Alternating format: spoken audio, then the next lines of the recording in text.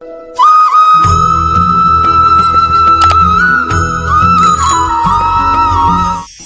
সংসারে সবাই বলেন আমি অর্জুনের মতো হয়ে উঠতে চাই। সবাই চায় যে তারাও যেন অর্জুনের মতো গান্ডীব লাভ করে। তারাও চায় যে তাদেরকেও মহাদেব এসে পশুপতি অস্ত্র দান করবেন। তারাও এটাই চায় মহাভারতের মতো মহাসংগ্রামে বিজয়ী হতে। কিন্তু সবাই ভুলে যান যে অর্জুন যা হতে পেরেছিলেন সবকিছুই অর্জন করেছিলেন। যদি আপনিও অর্জুনের মতো গান্ডীব লাভ করতে চান তবে আপনাকেও তার মতোই শ্রেষ্ঠ কাঠ নির্বাচন করতে হবে। সেই কর্ম আপনাকেই করতে হবে। তার প্রত্যঞ্চা যাতে তীব্র হয় তার জন্য আপনাকে সর্বশ্রেষ্ঠ দড়ি খুঁজে বের করতে হবে। আপনার বাণ যাতে ঘাতক হয় সেই জন্য আপনাকে নতুন নতুন ধাতু খুঁজে বের করতে হবে। সেই শিক্ষা আপনাকে লাভ করতে হবে, তবেই আপনার ইচ্ছে পূর্ণ হবে। অর্জুন হওয়া বড়ই সরল যদি আপনি কিভাবে অর্জন করতে হয় তা জানেন। শুধুমাত্র স্বপ্ন দেখেন যারা, তারা কখনোই অর্জন করতে পারবেন না।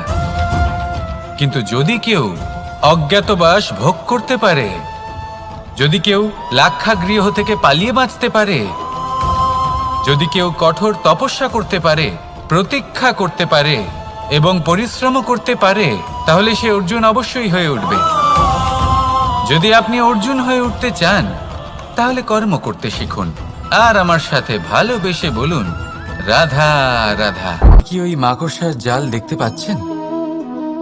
মাকড়সারা ভীষণ পরিশ্রম করে এটা তৈরি করে। নিজের শরীরের রস দিয়ে এই জাল বোনে। আপনি কি এটার উদ্দেশ্য জানেন? আসলে মাকড়সা এই জালে ছোট কীটপতঙ্গ ধরে তাদেরকে খাদ্যরূপে গ্রহণ করে। কিন্তু আপনি কি এই কথা জানেন যে একদিন মাকড়সা নিজেই নিজের জালে জড়িয়ে মৃত্যুবরণ করে থাকে? বলুন কি করেন আপনি এই জাল দেখতে পেলে? দেখতে পেলেই মুছে ফেলেন এর অস্তিত্ব, তাই না? তেমনি অন্যদিকে পাখির বাসা। পাখিরাও ভীষণ পরিশ্রম করে এটা তৈরি করে। কিন্তু যদি পাখি একদিন এটা ছেড়ে চলে যায় তাহলেও লোকে এটা নষ্ট করে দেয় না। কারণটা কি? এর কারণ হলো এর নির্মাণ জীবন সঞ্চারের জন্য করা হয়েছিল, নষ্ট করার জন্য নয়। তাই মনে রাখবেন, জীবনে আপনার পরিশ্রম যতই বেশি হোক না কেন, যদি আপনার লক্ষ্য শুভ না হয় তাহলে আপনারও বিনাশ নিশ্চিত। তাই সৃজন করতেই থাকুন আর মুগ্ধ হয়ে বলুন রাধা রাধা। এই পুকুর দেখছেন আপনি? বাচ্চা, বৃদ্ধ, যুবক, যাকেই আমি জিজ্ঞেস করব এটা কি, সবার উত্তর সেই একই হবে। উত্তর তখনই বদলাবে যখন প্রশ্ন এটা হবে যে আপনি এই পুকুরে কি করতে চান। কেউ বলবে আমি এমনি এর পাড়ে বসে এই জল স্পর্শ করে ঠান্ডা হাওয়ার আনন্দ অনুভব করতে চাই। কেউ বলবে আমি এই পুকুরে সাঁতার কাটতে চাই। কেউ বলবে কাগজের নৌকা বানিয়ে আমি এতে ভাসিয়ে দিতে চাই। কেউ বলবে আমি মাছ ধরে নিজের জীবন যাপন করতে চাই, ইত্যাদি ইত্যাদি। আপনাকে একটা কথা বলে রাখি, আমাদের জীবনও এই পুকুরেরই মতন, একই রকম। কিন্তু আমরা এই জীবন নিয়ে কি করব সেই সিদ্ধান্ত আমাদের। এই পুকুরে আপনি মুক্তও পাবেন, আবার পাঁকও পাবেন। যদি আপনি মুক্ত পেতে চান তাহলে এই পুকুরের গভীরে আপনাকে যেতে হবে। ততটাই চেষ্টা করতে হবে যতটা করলে আপনি সেই মুক্ত অর্জন করতে পারবেন। না হলে শুধু পাঁকে হাত পড়বে। তাই যা আমি সর্বদা বলে থাকি, সিদ্ধান্ত আপনার। রাধা রাধা। অবশ্যই সহ্য করতে হবে, এটাই হলো প্রকৃতির নিয়ম। এই নিয়ম কিন্তু আমরা সবাই জানি, কিন্তু আমাদের মধ্যে বেশিরভাগ মানুষ এই বিভ্রান্তি নিয়ে বাঁচি যে এই যে প্রকৃতির নিয়ম তা আমার ওপর প্রযোজ্য নয়। তা কিন্তু নয়। আমাদের চতুর্দিকে এই যে নিসর্গ রয়েছে, আমরা তার কতটা ক্ষতি করি সেটা একবার ভেবে দেখুন। আমরা বনাঞ্চল জ্বালিয়ে দিই, বায়ু দূষিত করি, জল দূষিত করি, প্রাণীদের হত্যা আমরা করি। কেন? এই নিসর্গ আমরা নষ্ট করি, যদিও আমরা জানি যে আমরাও হলাম এই নিসর্গেরই অংশ। এবার দেখুন, শরীরের কোনো অংশে যদি আগুন ধরান, আস্তে আস্তে সমস্ত শরীরও জ্বলে যাবে। সেইভাবেই নিসর্গ যদি নষ্ট হয়ে যায়, তাহলে মনুষ্য জাতিও নষ্ট হয়ে যাবে। তাই এই যে নিসর্গ আপনি দেখছেন, এই পুষ্প, এই বৃক্ষ, বায়ু, জল, এদের সকলকে রক্ষা করুন, নষ্ট নয়। মনে রাখবেন, যদি নিসর্গ থাকে মানুষ থাকবে, যদি নিসর্গ থাকে তাহলেই জীবন থাকবে। আসুন আমার সাথে ভালোবেসে বলুন, রাধা রাধা।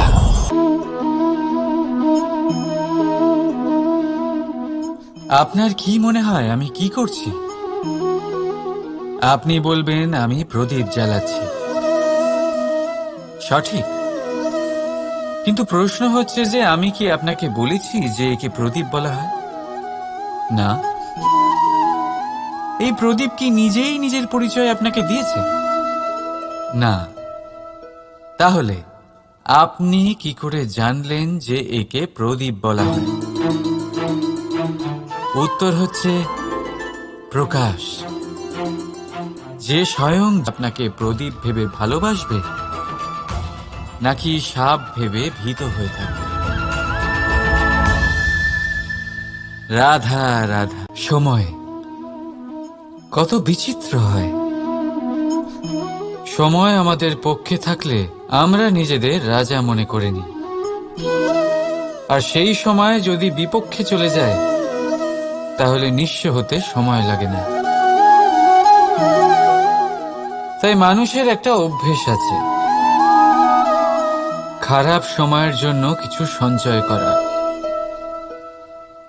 আত্মীয়, বন্ধু খারাপ সময় পাশ থেকে সরে যায়।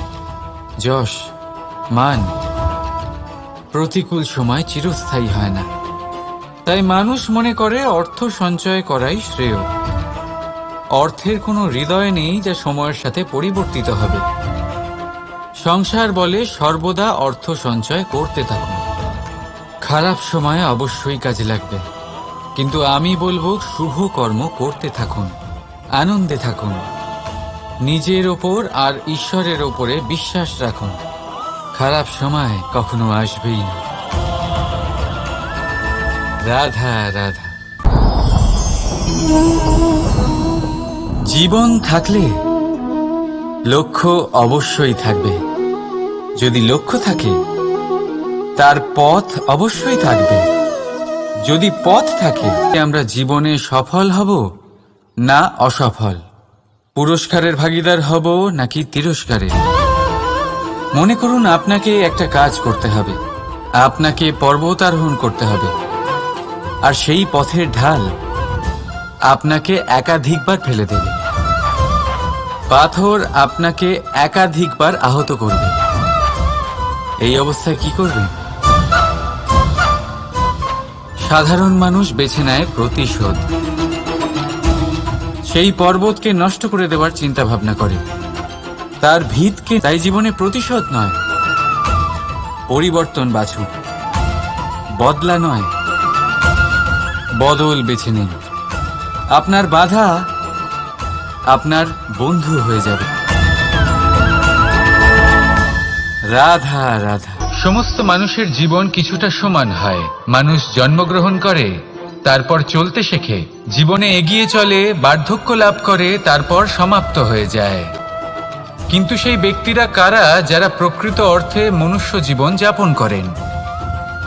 এনারা হলেন সেই ব্যক্তি যারা পড়ে গেলেও আবার উঠে দাঁড়ানোর চেষ্টা করেন, নিজের ভেঙে পড়া অস্তিত্বকে আগলে নিয়ে আবার একটা আকার দেওয়ার চেষ্টা করেন, ভগ্ন আশাকে আবার একটা নতুন দিশা দেন, অসফল হওয়ার পরেও থামেন না, আবার এগোতে থাকেন। অসফল হওয়ার পরে যদি আপনি থেমে যান তাহলে সাফল্য আপনার সামনে অপেক্ষা করে, কিন্তু আপনি তা দেখতে পান না।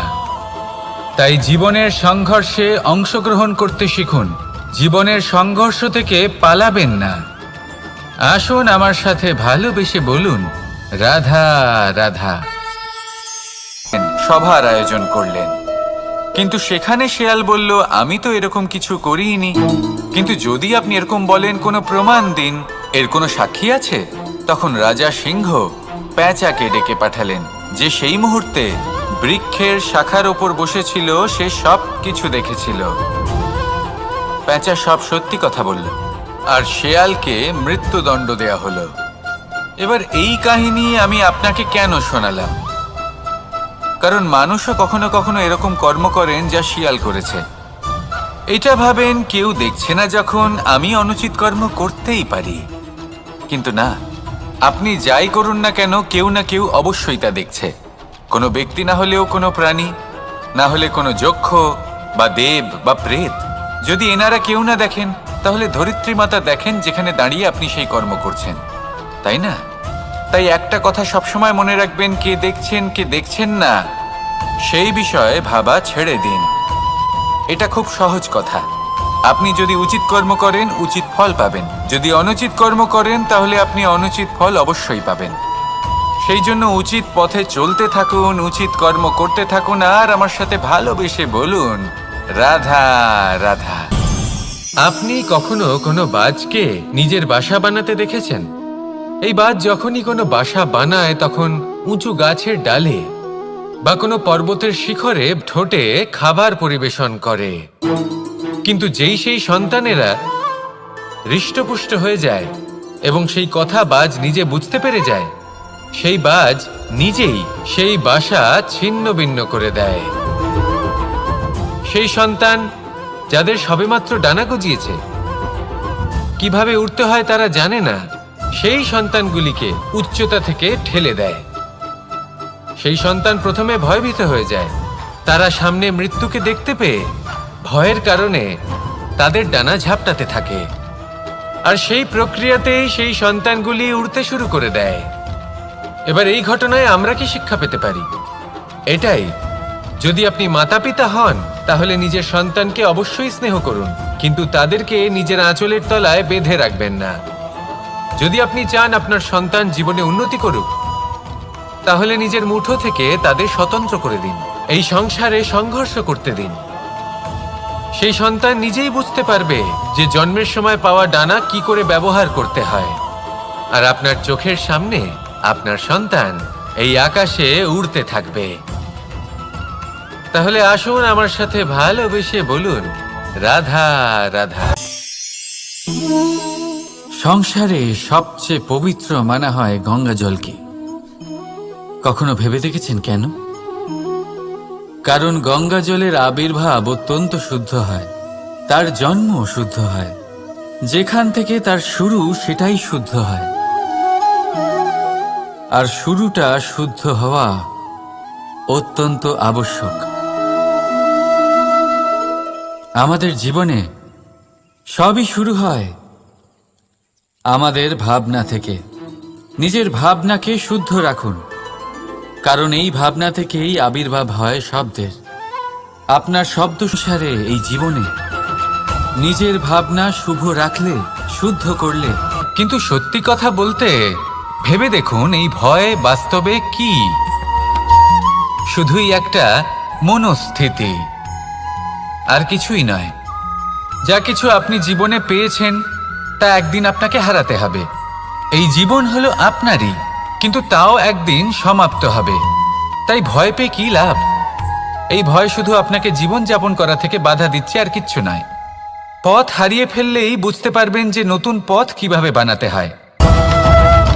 কিছু মানুষকে জীবন থেকে হারালে তবেই আপনি বুঝবেন যে আপনার আপনজনকে। এই ভয়ের কারণে ভীত হয়ে থাকবেন না। এই তারা নক্ষত্র অন্ধকারের অভাবে গুরুত্ব হারায়। শিবকেও মহাদেব হওয়ার জন্য বিষপান করতে হয়েছিল। প্রত্যেক পরিস্থিতি, প্রত্যেক সাফল্য আপনার পরীক্ষা নেবে। তাতে উত্তীর্ণ হওয়া হলো আপনার কর্ম। যখনই আপনি ভয় পাবেন বা সংকটের সম্মুখীন হবেন, তখন সাহসের সাথে তার সম্মুখীন হন। মনে রাখবেন, যে সম্মুখীন হতে জানে সাফল্য তার সাথে সবসময় থাকে। আসুন আর আমার সাথে ভালোবেসে বলুন, রাধা রাধা। আমাদের হাতটা দেখুন, এই হাতে 5টা আঙুল আছে যা ভিন্ন ভিন্ন নিজেদের মধ্যে বিভ্রান্তির সৃষ্টি করত।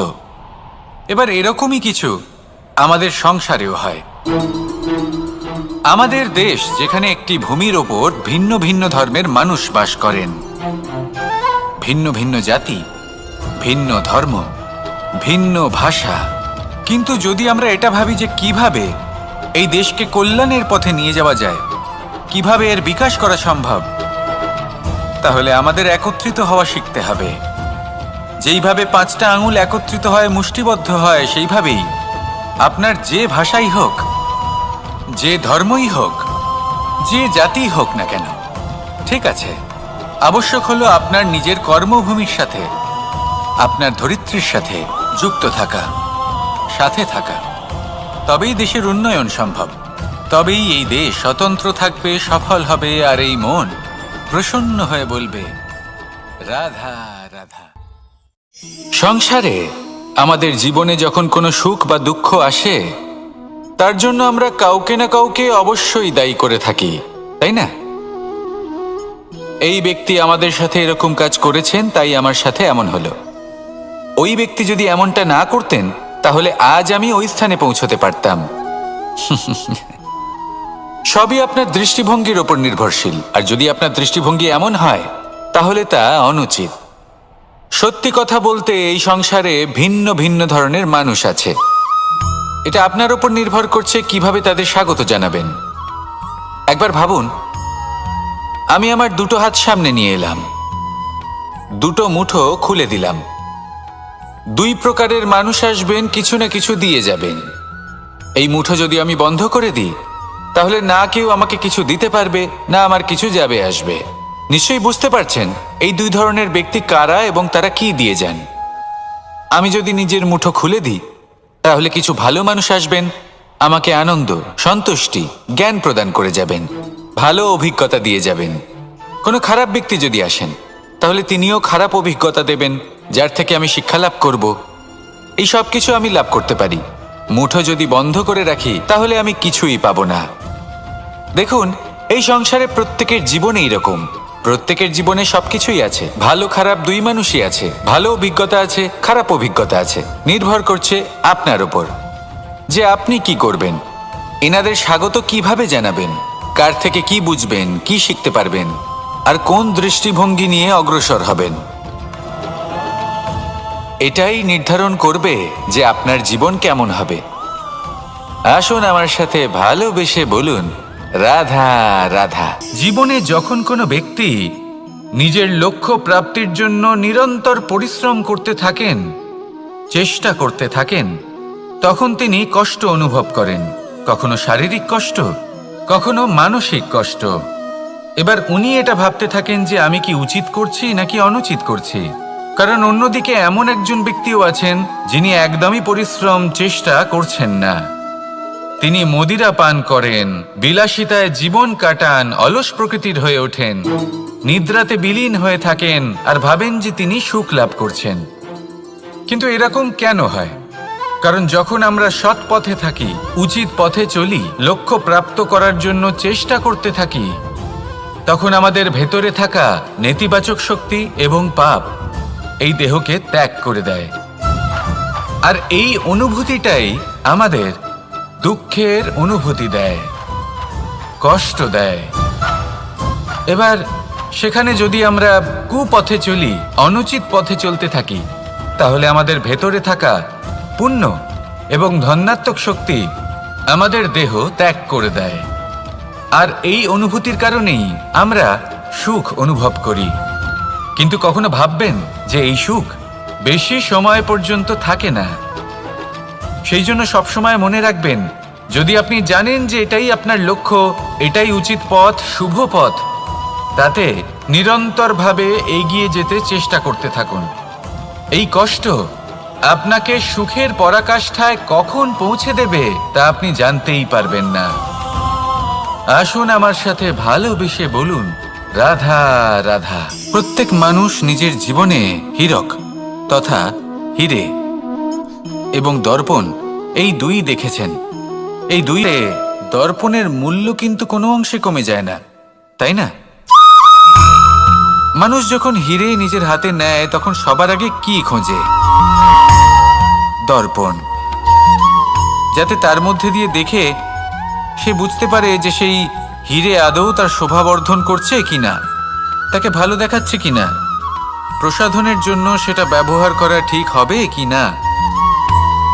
অর্থাৎ হীরের উপস্থিতিতে দর্পণের গুরুত্ব কম হলো না, দর্পণের কারণে হীরের মূল্য বোঝা গেল। আমাদের জীবনেও ঠিক এরকমই ঘটে। আপনারা যদি সংসারে নিজের আশেপাশে দেখেন, এমন অনেক মানুষ দেখতে পাবেন যারা নিজেদের ক্ষেত্রে মহান স্থানে পৌঁছেছেন, নিপুণ এবং শ্রেষ্ঠ হয়েছেন। আর তাদের মধ্যে আপনার নিজের মনে হয় যেন আপনি হলেন দর্পণ। নিজেকে ছোট মনে করবেন না। আপনার মূল্য কম হচ্ছে না, আপনার নিজস্ব মূল্য আছে।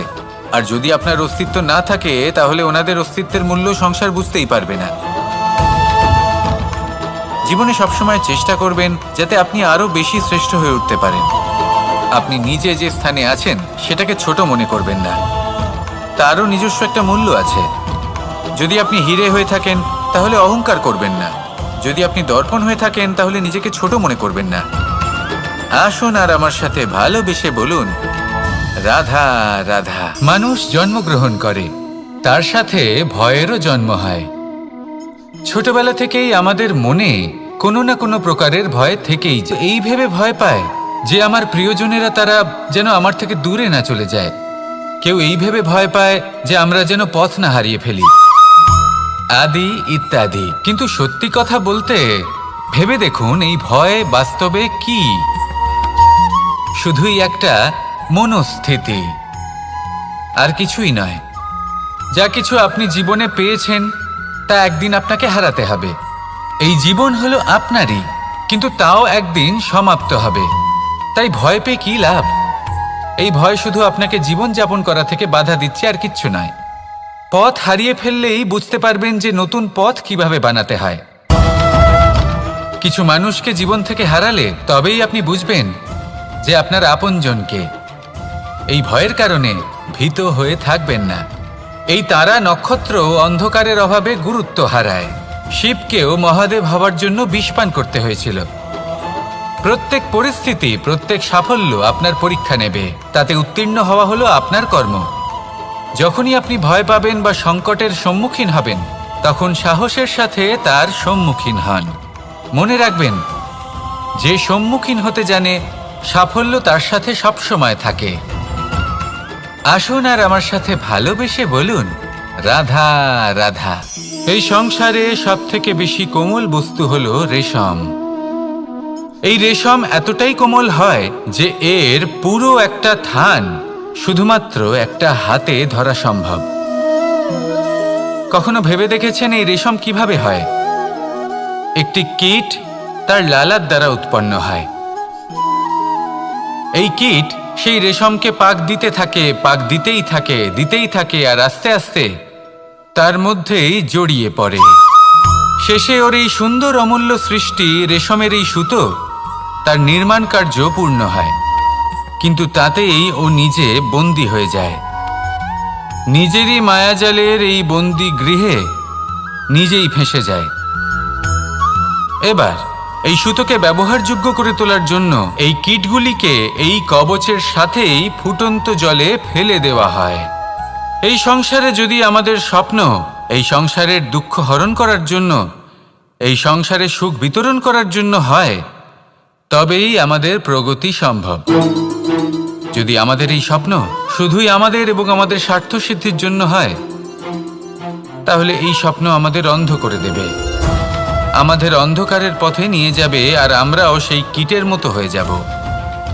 নিজেদেরই মায়াজালে আমরা নিজেই ফেঁসে যাব, আর শেষে আমরা যদি কিছু লাভ করি তা হবে একাকিত্ব, অন্ধকারময় মৃত্যু। তাই স্বপ্ন অবশ্যই দেখুন, কিন্তু এমনভাবে স্বপ্ন দেখবেন না যে তার এই বন্দিগৃহে আপনি নিজেই ফেঁসে গেলেন। স্বপ্ন দেখুন পরোপকারের, পরমার্থের, সবাইকে উদ্ধারের, অন্ধকারের নয়।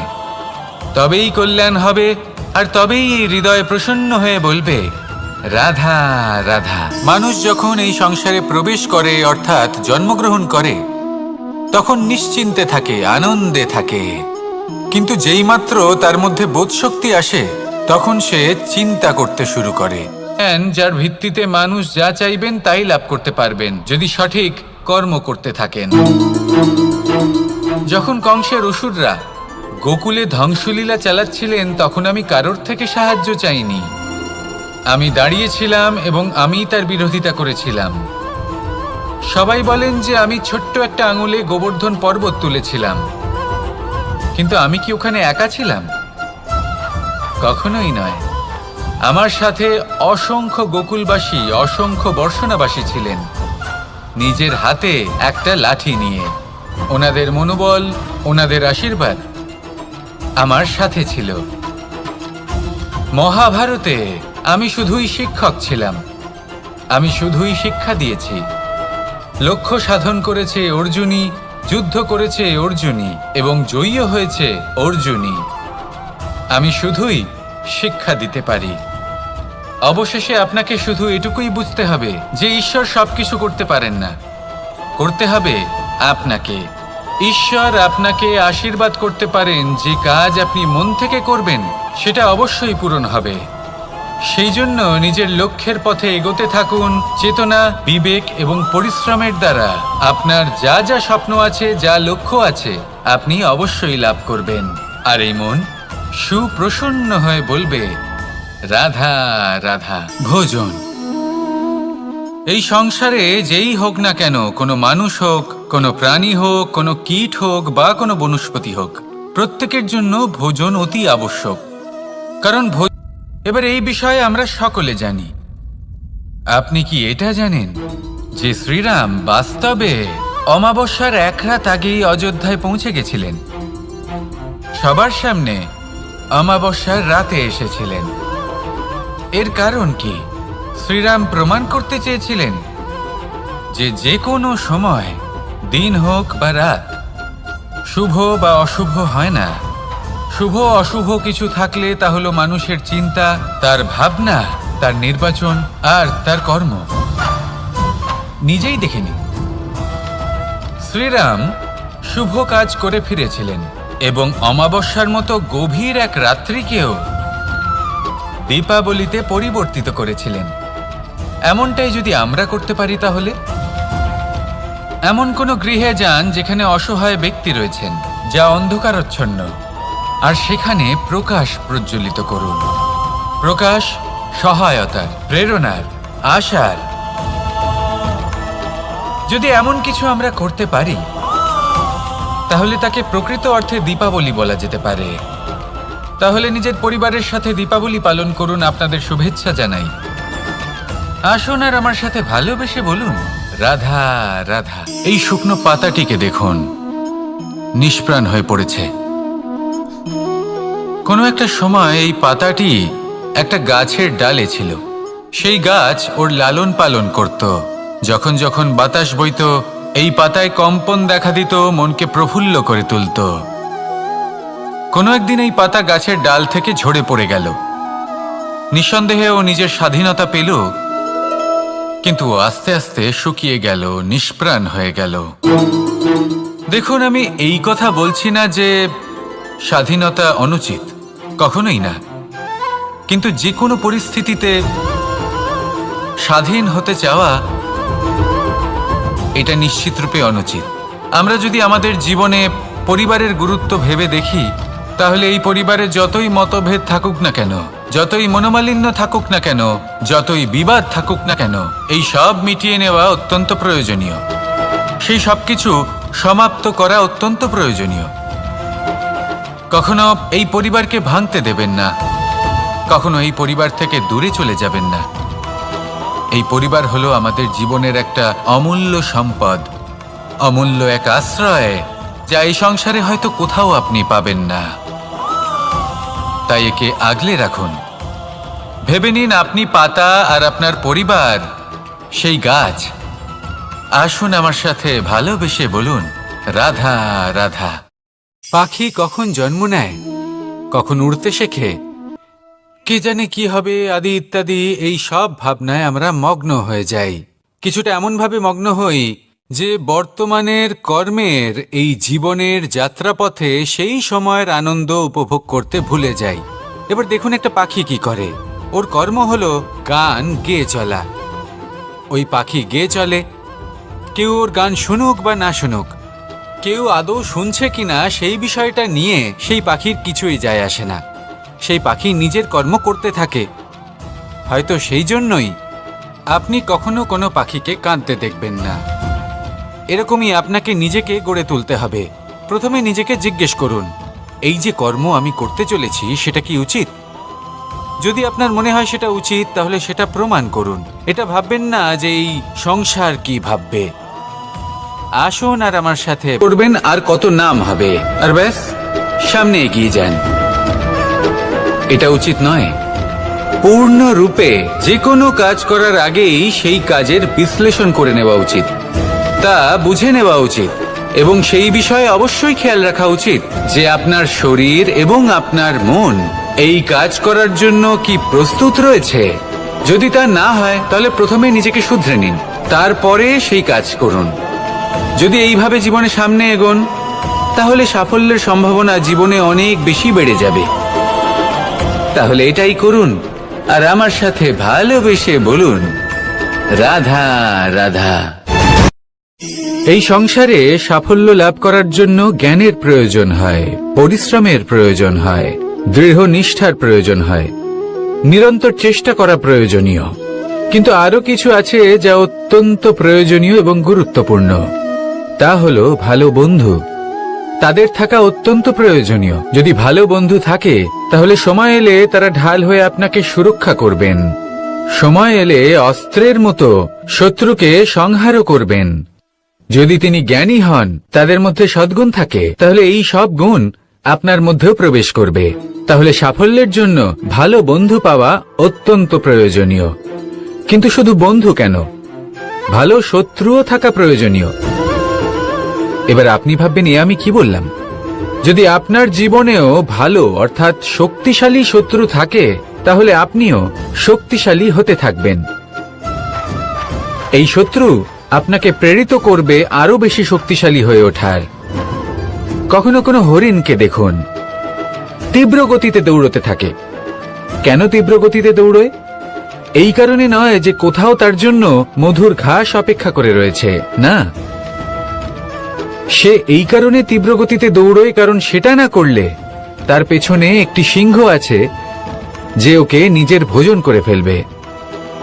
তাই জীবনে বিপদ, সংকট, এই সবকিছুও হলো অত্যন্ত গুরুত্বপূর্ণ। তার সম্মুখীন হতে শিখুন আর আমার সাথে ভালোবেসে বলুন, রাধা রাধা রাধা।